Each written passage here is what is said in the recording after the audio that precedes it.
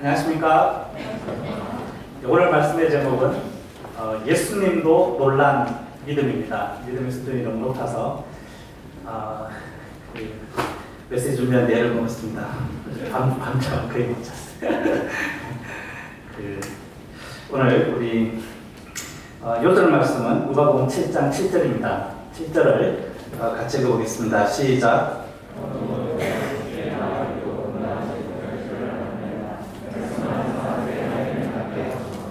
제가 기도하겠습니다.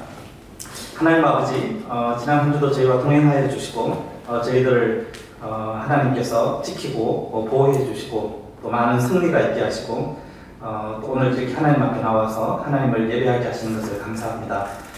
또 귀한 종들의 지치고 피곤한 심령에 하나님의 말씀이 단비처럼 내리게 도와주시고 주님의 말씀이 이곳에 예배드리고 오신 모든 분들의 심령에 권능으로 임하기를 간절히 기도합니다. 오늘 특별히 백부장의 놀라운 믿음을 저희가 깊이 배우도록 도와주십시오. 부족한 종에게 성령의 충만함을 주시기를 간절히 기도합니다. 예수님의 이름으로 기도합니다. 아멘. 오늘은 특별히 우리가 인도에서 아주 헌신하신 우리 연번현 선교사님 이렇게 같이 모시고 예배하게 돼서 굉장히 감사합니다. 좀 이따가 소감을 들으면 알겠지만 우리 UBF의 아주 믿음의 영웅인데 우리가 함께 또 백부장의 믿음과 연번현의 믿음을 배우는 그런 시간이 되면 좋겠습니다. 살다 보면 힘들고 어려울 때가 많습니다. 정말 사람의 능력이나 지혜로는 극복할 수 없는 절망적인 상황에 처하기도 합니다. 오늘 말씀에 나오는 백부장도 그랬습니다. 자신을 사랑하는 종이 병들어 죽게 되었지만 어찌할 도리가 없었습니다. 식민지 주둔 사령관의 권세도 아무런 도움이 되지가 않았습니다. 그런데 예수님께서 죽어가는 그의 종을 말씀만으로 고쳐주셨습니다.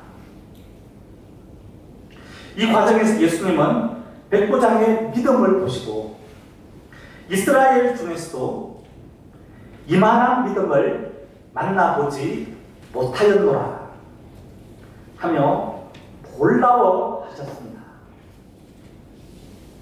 오늘 말씀을 통해 예수님도 놀란 백부장의 믿음을 배워보고자 합니다. 또 죽어가는 사람을 말씀으로 살리신 예수님은 어떤 분이신지를 살펴보고자 합니다. 하나님께서 이를 통해 저희도 백부장처럼 어떠한 아픔이나 어려움도 예수님을 통해 능히 극복해 나가는 사람이 되도록 도와주시기를 기도합니다. 다 같이 1절을 읽어보겠습니다. 시작. 예수께서 모든 말씀을 백성에게 들려주시기를 맡기셨는데 예수님께서 제자들과 백성들에게 주옥 같은 말씀을 전하신 후에 가버나움으로 가셨습니다. 가버나움은 갈릴리 호수 북서쪽 해안에 위치한 성읍입니다. 이곳은 밀란이 수시로 일어나는 곳으로 로마 군대가 주둔하여 있었습니다. 마태복음 11장 20절에서 24절을 보면 예수님은 가버나움을 소돔과 고모라보다 끔찍한 도시라고 하였습니다. 이 말은 가버나움이 얼마나 죄로 뒤범벅이 된 도시인가를 말해 줍니다. 예수님이 이 성읍에 들어가셨을 때 어떠한 일이 있었습니까? 2절을 같이 읽어보겠습니다. 시작. 백부장이라 하면 약 100명 정도의 병사로 이루어진 단위 부대를 이끄는 로마 군대의 지휘관을 가리킵니다. 당시 로마 군대는 백부장들이 얼마나 일사불란하게 움직이느냐에 따라서 전력이 결정이 되었습니다. 따라서 로마 황실은 백부장들에게 상당히 높은 연봉을 주며 각별히 대우하였습니다. 그들은 넓은 집에 많은 종들을 거느리며 살았습니다. 그들은 거주하던 지역에서 상당한 영향력을 행사하였습니다. 특히 점령지에서 백부장의 말은 법이었습니다. 그런데 백부장의 종 하나가 병거로 죽게 되었습니다. 당시 종은 재산이나 가축같이 쉽게 사고 팔 수 있는 노예를 가리킵니다. 노예들은 대부분 전쟁터 포로나 점령지에서 죄를 지은 사람들이었습니다. 백부장은 그까짓 그 병든 노예 하나 정도는 쓸모없다며 버리면 그만이었습니다. 그러나 백부장은 그 종을 사랑했습니다. 그 종이 사경을 헤매는 것을 보고는 마음이 몹시 무거웠습니다. 마치 자신의 아들이 죽어가는 것처럼 마음이 아팠습니다. 그는 밤낮없이 그 종을 어떻게 치료해 줄 수 있을지 고심하였습니다. 참으로 그는 인간애가 넘치는 사람이었습니다. 3절 앞부분을 보면 백부장은 예수님에 대한 소문을 들었습니다. 그는 가버나움 치안 담당자였기 때문에 그 일대에서 수많은 사람들을 몰고 다니는 예수님의 일거수일투족을 오래전부터 부하들을 통해서 보고를 받았습니다.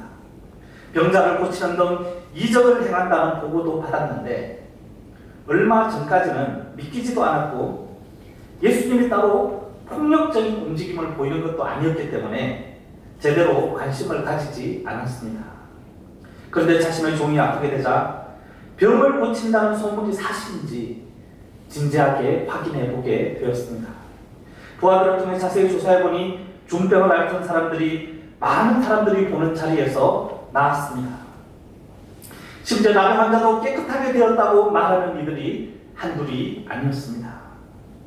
또한 예수님이 가버나움의 자신의 집에서는 지붕을 뜯고 달아내렸던 중풍병자를 고쳤는데 이때 하나님만이 할 수 있는 죄사함을 선포했다는 말도 듣게 되었습니다.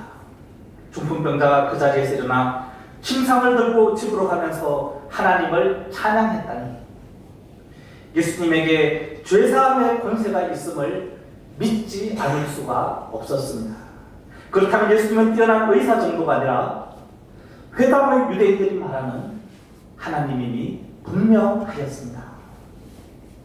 이 하나님이라면 세상을 창조하시고 다스리시는 분으로 못할 일이 없고 못 고칠 병이 없는 것입니다. 마침 예수님이 다시 가버나움으로 돌아왔다는 소식도 들려왔습니다.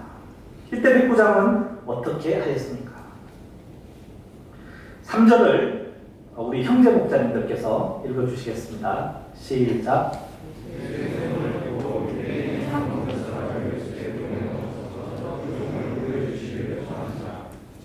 그럼 평소 잘 알고 지내던 유대인 장로 몇 사람을 예수님께 보냈습니다. 그들에게 예수님이 자신의 종을 고쳐주시도록 잘 좀 말해달라고 부탁하였습니다. 이때 유대인 장로들은 어떻게 하였습니까? 4절을 자매님들께서 읽어주시겠습니다. 시작. 이에 그들이 예수께 나와 간절히 구하여 이르되 이 일을 하시는 것이 사람에게는 마땅하니라. 당시 로마 군인들은 유대인들이 식민 통치에 고분고분하지 않았기 때문에 인정사정 없이 무력으로 짓밟았습니다. 유대인 장로들이 이런 로마 군인들에게 호의적일 리가 없었습니다. 더구나 보통 그 백부장들은 귀족 출신인 천부장들과는 달리 말단 사병에서 시작하여 피비린내 나는 전쟁터에서 산전수전 다 겪으며 전투력이 증명이 되어서 그 자리에 올라간 사람들입니다. 당시 군인들은 대체로 사납고 포악하였는데 백부장들은 이런 군인들 중에서도 성질이 불같기로 유명하였습니다. 그런데 어찌된 영문인지 본문의 백부장의 부탁을 받은 유대인 장로들은 그의 종이 아프다고 하자 발벗고 나섰습니다. 무서워서 그랬다고 보기에는 그들의 요청이 아주 부드러웠습니다. 그들은 예수님께 나와 백부장의 기도를 들어달라고 간절히 부탁을 하였습니다. 그들은 백부장의 기도를 들어주는 것이 합당하다고 하였습니다. 그 이유가 무엇입니까? 5절을 같이 읽어보겠습니다. 시작.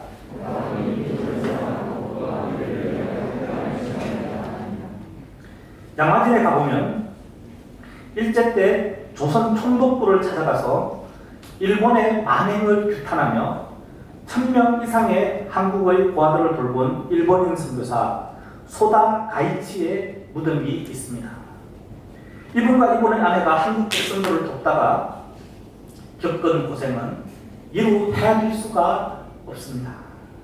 이분들처럼 백부장은 식민지 백성인 유대인들을 무시하지 않고 오히려 사랑하였습니다.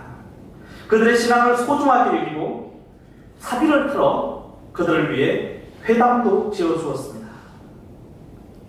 회당이 한두 푼으로 지을 수 있는 건물이 아닙니다. 우리 정난성 사람의 말씀에 의하면 우리 센터 건물 2배 크기라고 그러면서 정난성 사람 추산하기로는 30억. 이 사람이 그런 자기의 사비를 거금을 틀어서 회당을 지어준 겁니다. 그의 유대민족에 대한 사랑은 진심이었습니다. 유대 장로들이 전하는 백부장의 강구는 자기 자신을 위한 것이 아니었습니다. 버려도 상관없는 이방인 노예를 위한 것이었습니다. 백부장이 그 종을 사랑하지만 않았다면 그의 인생은 아무 문제가 없었습니다. 그러나 사랑 때문에 종의 아픔이 자신의 아픔이 되었습니다. 이제 죽어가는 종의 운명이 그의 운명이 되었습니다. 사랑하는 종이 병들어서 이렇게 죽어가자 그의 마음도 한없이 무너져 내렸습니다. 그는 병든 종을 위해서 간절히 기도하였습니다. 자신을 위한 기도가 아닌 이웃사랑의 기도는 예수님을 쉽게 움직입니다. 이웃사랑의 마음이 예수님의 마음과 가장 가깝기 때문입니다. 예수님은 로마 군인편에서는 사랑하기 쉽지 않은 유대민족을 이리도 사랑하고 병든 종까지 사랑해서 간구하는 백부장의 기도를 외면하실 수가 없었습니다. 즉시 그 종을 고쳐주러 백부장의 집으로 장로들과 함께 발걸음을 옮기셨습니다. 그런데 예수님이 백부장의 집으로 가던 도중에 어떤 일이 일어났습니까? 6절과 7절 상반절 아람나이다까지 우리 같이 한 목소리를 보겠습니다. 시작.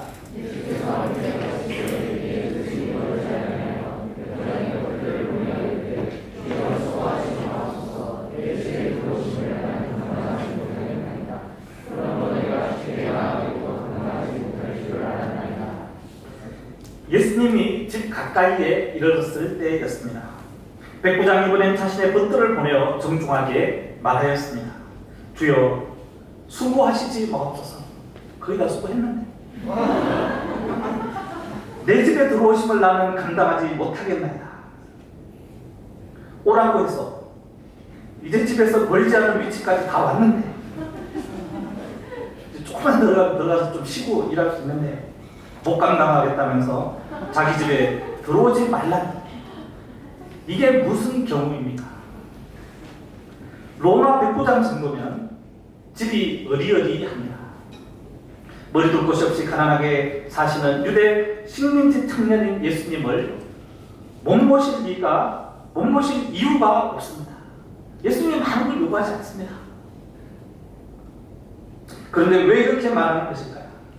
죄인들과 어울리는 거지 행색의 예수님을 고상한 자기 집에 들이기 싫어서 그런 것일까요? 아니면 병을 고치고 나면 식사를 대접해야 되는데 10명이 넘는 제자들까지 따라오는 것을 알고는 집에서 서빙하기가 부담스러워서 그랬던 것일까요? 당시 백부장 집에는 하인들도 많고 따로 요리사도 있었기 때문에 그렇지는 않았을 것입니다. 백부장이 예수님을 집으로 들이지 못한 이유는 그의 생각에 예수님이 너무나 존귀하고 높은 분이셨기 때문입니다. 그는 7절 앞부분에서는 이런 말도 합니다. 그러므로 내가 주께 나아가기도 감당하지 못할 줄을 알았나이다. 이것을 보면 백부장이 직접 예수님께 가서 간구하지 않고 유대인 장로 몇 사람을 보낸 것은 그가 예수님을 무시하거나 너무 바빠서 그럴 것이 아니었습니다. 자신은 부정한 이방인이었고 예수님은 존경받는 유대 랍비를 넘어서 너무나 존귀한 분이었기 때문입니다. 지금 전하는 이 말도 종이나 부하가 아니라 자신의 벗들을 보내서 최대한의 예의를 갖추어서 하는 말입니다. 백부장은 도대체 예수님을 얼마나 높은 분으로 생각하고 있는 것일까요? 6절을 보면 백부장은 예수님을 주여라고 불렀습니다. 당시 로마 군인들은 이 말을 로마 황제에게만 사용하였습니다. 그런데 백부장은 지금 이 순간 예수님을 그의 황제라고 부르고 있는 것입니다. 예수님이 어떻게 그의 황제가 되는 것일까요?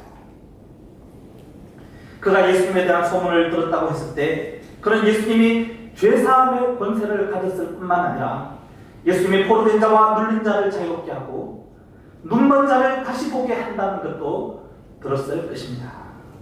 이는 하나님의 아들 메시아만이 할 수 있는 일로 유대인들의 구약 성경에서 예언된 것이었습니다. 너무나 유명한 성경 구절이었기 때문에 평소 친분이 두터웠던 유대인 장로들에게서도 들어본 내용이었을 것입니다. 그런 예수님이 바로 천지를 창조하시고 세상을 다스리시는 하나님이 이 땅에 인간의 몸을 입고 온 것임을 알아보았습니다. 이때 예수님은 그의 주요, 그의 진정한 황제였습니다. 당시 백부장은 오늘날로 말하면 중대장에 해당하는 대위 계급입니다.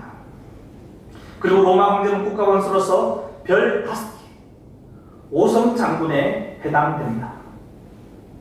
5성 장군, 감히 잘 알죠. 군대를 막공제 감히 어디서 5성 장군, 해병대 출신.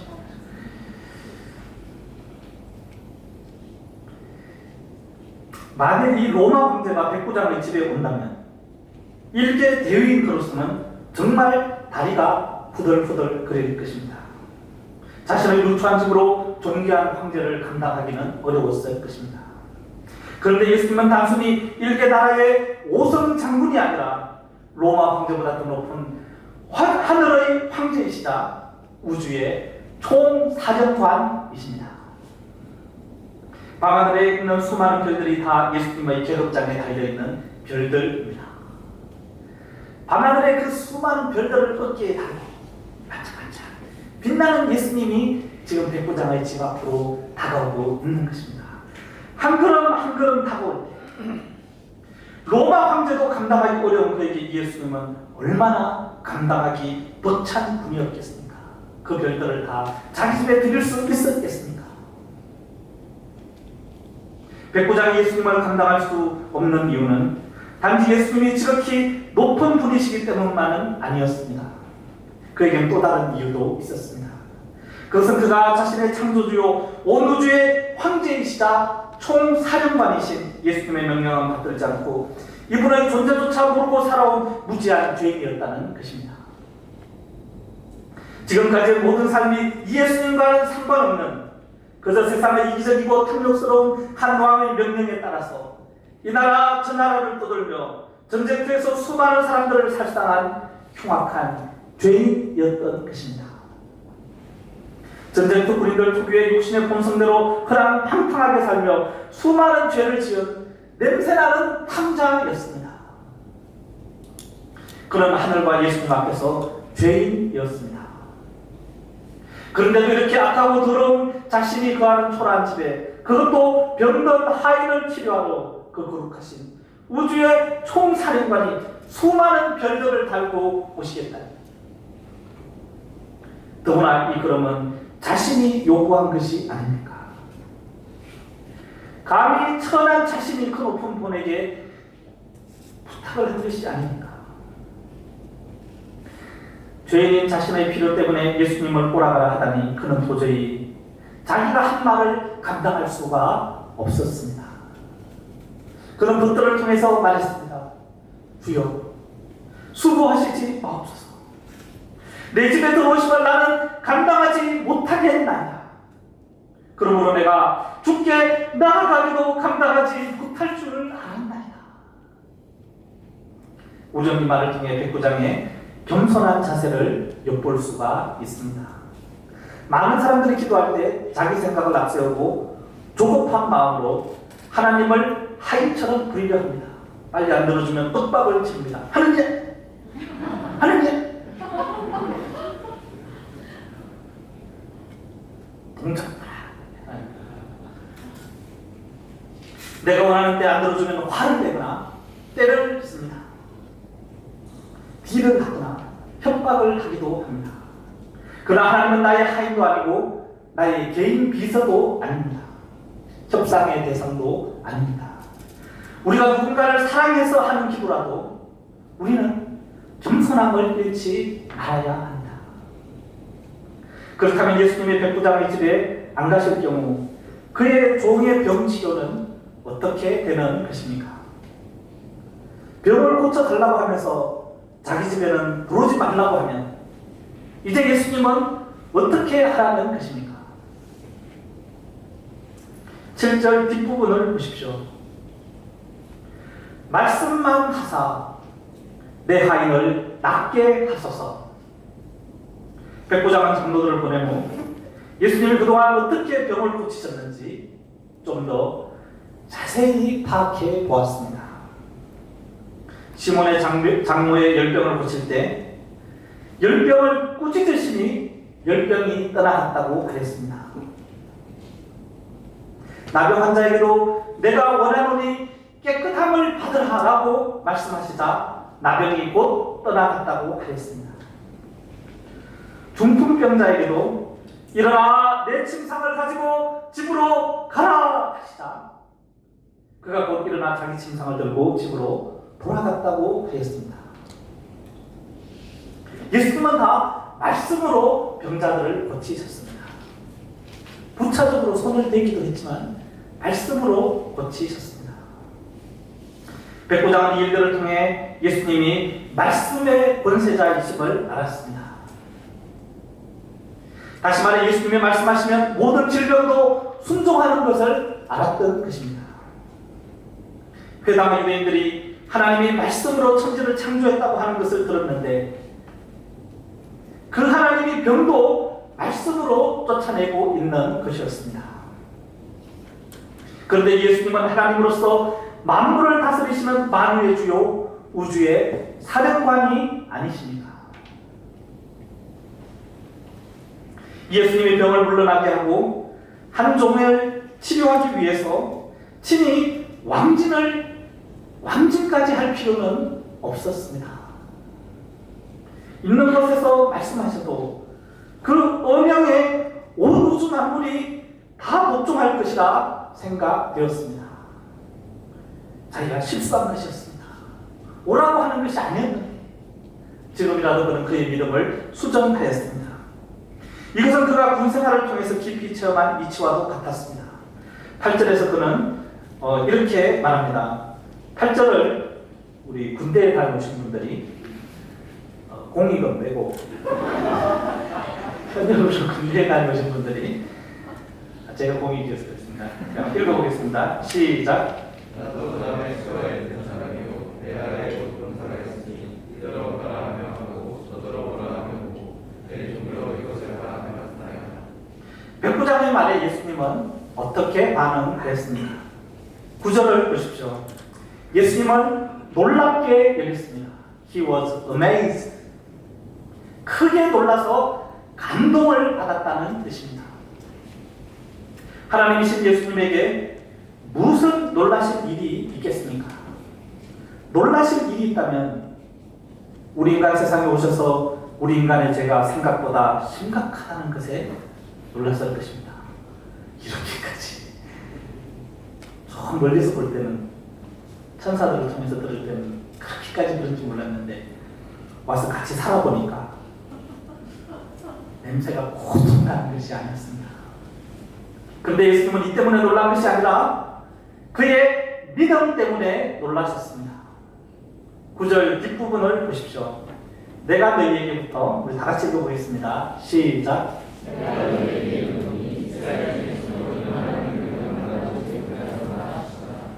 예수님은 그의 믿음을 이만한 믿음, 영어로는 such great faith 라고 하였습니다. 예수님은 지금까지 제자들을 포함한 이스라엘 백성들 중에서 어느 누구에게서도 이런 믿음을 보지 못했다고 말씀하셨습니다.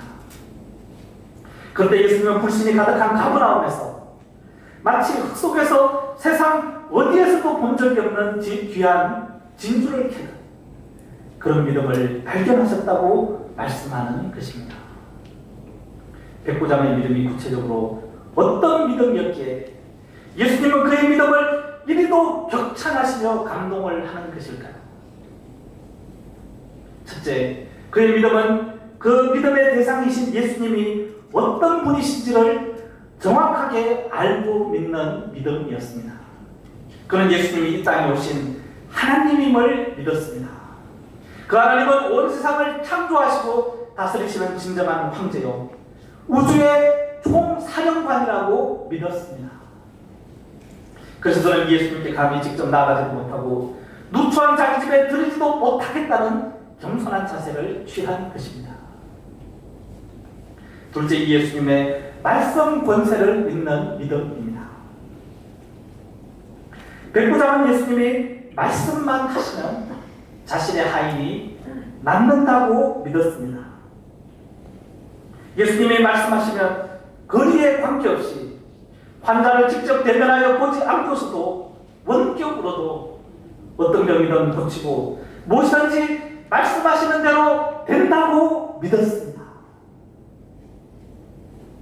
그의 믿음은 100% 절대적인 믿음이었습니다. 우리는 상식적으로 합리적이고 과학적인 것은 쉽게 믿습니다. 그러나 상식과 과학을 초월하는 것을 믿기는 어렵습니다. 그러나 예수님의 존재와 예수님의 말씀은 그 모든 것을 초월해서 역사하십니다. 예수님은 말씀으로 천지를 창조했고 병든 자를 고치며 죽은 자를 살리십니다.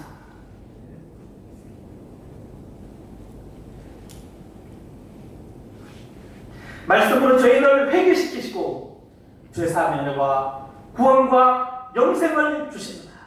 우리 인간의 육체가 죽어도 그 영혼을 천국으로 인도하시는 능력이 있으십니다. 이것을 인정하고 받아들이기 위해서는 얼마나 큰 믿음이 필요한지 모릅니다. 우리 대부분 다 믿는데 이렇게 생각하는 분들도 있을 수 있습니다. 우리 중 많은 분들이 놀랍게도 예수님이 태초에 빛이 있으라 하니까 빛이 생겼고 그렇게 말씀으로 천지를 창조했다고 믿습니다. 그렇게 믿는 분들 한번 손들어. 대단한 믿음입니다. 그렇지 않습니까? 안 믿는 분들 한번 손들어 보시죠. 다시 다 믿네. 대단한 분들입니다. 그리고 예수님은 죽어 관에 들어간 청년과 무덤에 들어가 간지 나흘이나 되는 나사로도 2000년 전에 말씀으로 살렸다고 우리 중에 많은 분들이 믿습니다. 안 믿는 사람들 손 들어보시죠. 대단한 믿음입니다. 그러나 그것을 믿는다고 해도 이 믿음이 과거에만 머문다면, 그리고 성경에 기록된 그대로 그냥 그렇게 믿는다면 그것은 과거적인 믿음이요, 성경에 기록된 내용을, 책에 있는 내용을 인정하는 이론적인 믿음에 불과할 수도 있습니다. 진정으로 큰 믿음은 예수님이 과거에, 아주 먼 과거인 태초에 천지를 창조했을 뿐만 아니라 동일한 능력으로 오늘날 이 시대에도, 바로 현재 나의 절박한 문제에서도 천지를 창조한 말씀의 동일한 권능으로 동일하게 역사하는 것을 믿는 것입니다. 천지를 창조한 말씀의 권능이 오늘 이 자리에서 나의 절박한 문제에도 역사하여 다 해결해 준다고 믿는다면, 물론 하나님의 뜻 안에서 내 뜻을 조금 양보하고 그 뜻 안에서 해결해 준다고 믿는다면 세상에 이보다 더 큰 믿음이 어디에 있겠습니까? 백부장의 믿음은 바로 이러한 놀라운 믿음이었습니다. 10절을 보십시오. 백부장이 보낸 것들이 백부장의 집에 돌아와 보니 그 아이는 다 나아 있었습니다. 예수님은 백부장의 믿음을 보시고는 놀라운 즉시 내 믿음대로 될지어다 라고 하셨습니다. 동일한 사건을 기록하고 있는 마태복음에서 그렇게 이야기해 주고 있습니다. 바로 그 순간에 그 종의 병이 나은 것입니다. 예수님은 죽음을 이기시고 부활하셨습니다. 그래서 지금도 살아 계십니다. 지금도 성경 말씀을 통해서 우리에게 말씀하십니다. 예수님, 나에게 이런 문제가 있습니다. 이 문제를 해결할 말씀 한마디만 해 주십시오.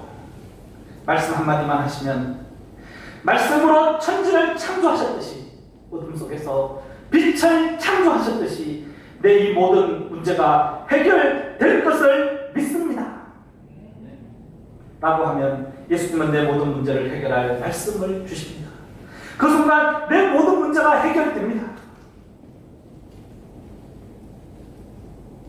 때로 내 생각과 하나님의 생각이 일치해서 해결이 안 될 때도 있지만 하나님은 더 큰 세계에서 그 말씀의 권능을 체험하도록 나를 또 인도해 가십니다.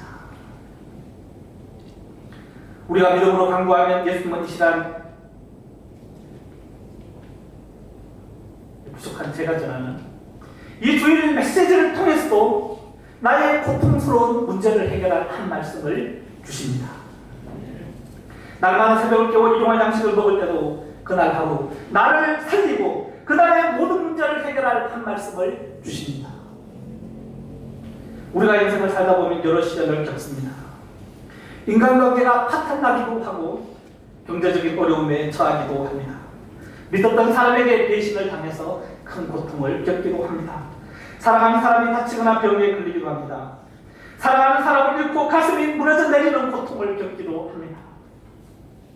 하나님은 왜 이런 고통을 주시는 것일까요? 별은 낮에도 있는데 밤에만 보입니다. 예수님은 항상 내 옆에 계시지만 평소에 보이지가 않습니다. 그런데 내 사랑하는 사람이 아프고 내 인생이 깊은 어두움이 그리워질 때 비로소 예수님이 보입니다. 백부장은 평소 예수님에 대해서 들었지만 이제는 예수님이 당장 내가 만나야 할 하나님으로 다가왔습니다. 우리에게 너무나 갑작스러운 뼈아픈 시련이 닥쳤다면 예수님을 만날 수 있는 시간입니다. 우리가 가장 뜨겁게 은혜를 체험했을 때는 나의 가장 간절한 어떤 것이 처절하게 무너져 내렸을 때입니다. 그때 예수님이 밝은 별처럼 내 인생에 떠올랐습니다. 믿음은 고통스러운 현실에서부터 시작됩니다. 그런 점에서 고통은 예수님이 내게로 오시는 변장된 축복입니다. 때로 고통은 너무나 사랑하는 사람 때문에 비롯됩니다. 내가 사랑하는 사람이 매우 아픕니다. 그 육체적 고통이 너무나 심합니다. 내가 사랑하는 양이 병으로 고통하고 있습니다. 그 마음에는 상처와 불안과 두려움이 가득합니다. 악령에 사로잡혀 이루 말할 수 없는 고통을 겪고 있습니다. 그 양의 아픔이 나의 아픔이 될 때 그 문제를 해결하기는 말씀으로 천지를 창조하시고 죽은 이도 살리시는 예수님밖에 없음을 알고 믿을 때 우리는 믿음의 기도를 통해서 예수님을 만날 수가 있습니다. 그 고통스러운 사랑의 기도가 겸손을 뚫고 올라올 때 우리는 믿음의 산맥 중에서도 가장 높은 최고봉의 믿음에 도달할 수가 있습니다. 여름 바이블 캠프에 양들을 초청하고 싶은데 어려움을 겪고 있는 분들이 있습니까? 우리가 이런 믿음의 기도를 해보면 좋겠습니다. 예수님, 내 양이 많이 아파요. 이번 여름 바이블 캠프에 참석해서 예수님의 능력의 말씀을 듣도록 도와주세요. 캠프에서 예수님이 나라고 한마디만 해주시면 죄사함을 받고 그 심령에 평화가 임하고 죄로 병든 그 영혼이 나음을 받을 줄을 믿습니다. 예수님이 말씀하시면 이번 캠프에 내가 사랑하는 양이 참석해서 말씀을 통해 낫게 될 것을 믿습니다. 말씀 한마디로 빛을 창조하시고 천지를 창조하신 예수님이 이 일을 못하시겠습니까? 믿습니까? 대학 시절 저는 머릿속이 험난한 생각으로 가득했고 사회에 대한 비판과 여러 거친 생각들이 날마다 24시간 내내 머릿속에서 거대한 소용돌이를 일으켰습니다. 제 마음은 늘 폭풍우가 치는 바다 같았습니다. 불어 전공이었는데 불어 단어 하나를 몇 시간 동안 노력해도 외울 수가 없었습니다. 수업 시간에 가장 앞자리에 앉아서 강의에 집중하려고 해도 2시간 동안 원치 않는 거대한 생각의 세력에 끌려다니다가 강의 내용 기억 하나도 없이 강의실에서 나올 때가 많았습니다. 저는 폐인이 될 것 같았습니다. 마음이 항상 불안했습니다. 너무나 고통스러워서 중앙도서관 아래 벤치에서 가슴을 쥐어짜며 눈물을 흘리기도 하였습니다. 그러다가 대학 3학년 때 우리 UBF 여름 바이블 캠프에 참석했습니다. 그곳에서 만난 예수님은 저에게 이런 말씀을 하셨습니다. 그가 징계를 받음으로 우리가 평화를 누리고 그가 채찍에 맞음으로 우리가 나음을 입었구나. 이 말씀을 듣자마자 말씀이 제 심령에서 깊이 역사하였습니다. 저는 깊이 회개했고 죄사함에 넘치는 은혜를 받았습니다. 그때 하늘의 평화가 제 마음에 임하였습니다. 그리고 죄로 병든 제 내면이 나음을 입었습니다. 저의 정신은 아주 맑아졌습니다. 제 머릿속에 더 이상 허리케인이나 폭풍이나 태풍이 없습니다. 그렇지 않습니까? 평안합니다. 이후 저는 늘 밝게 행복한 미소를 지으며 제 마음에 임한 하늘의 평화를 다른 사람들과 나누는 삶을 살게 되었습니다. 진짜입니다.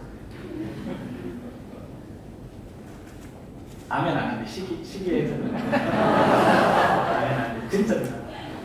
네. 병든 제가 이렇게 나음을 입고 다른 사람들까지 도와주는 목자가 되기까지 예수님이 저에게 말씀만 하면 저 같은 죄인도 나을 것이라고 믿고 기도해 주신 목자님이 계셨습니다. 제 1대1 목자님은 그러한 믿음으로 저를 위해 기도해 주시고 저를 여름 바이블 캠프로 인도해 주셨습니다. 예수님은 제 목자님의 믿음대로 여름 바이블 캠프에서 당신의 말씀을 통해 낫게 해주시고 제 마음에 강같은 평화를 주셨습니다. 예수님은 전능한 창조주 하나님으로서 말씀만 하면 무엇이든지 이루어집니다. 이것을 100% 절대적으로 믿는 것이 백부장의 믿음입니다. 그 믿음이 예수님을 놀라게 하였습니다. 우리가 이 믿음을 가지고 이번 여름 바이블 캠프 역사를 섬기기를 기도합니다. 네, 기도하겠습니다. 말씀만 하사 내 하인을 낫게 하소서. 예수님 우리에게 백부장의 믿음을 주십시오. 우리 주변에 아파서 울고 있는, 아파서 죽어가는, 아파서 고통하는 많은 양들이 있습니다. 주님 저에게 그들에 대한 사랑을 주십시오. 주님 저희가 그 죽어가는 영혼들에 대한 안타까움을 가지고 그들의 아픔을 우리 아픔으로 붙들고 겸손히 주님께 나아가 예수님 말씀만 하사 내 양을 낫게 하소서. 믿음의 강구를 하는 저희들이 되게 하여 주십시오. 예수님의 이름으로 기도합니다. 아멘. 다 같이 일어나서 찬송가 같이 부르도록 하겠습니다.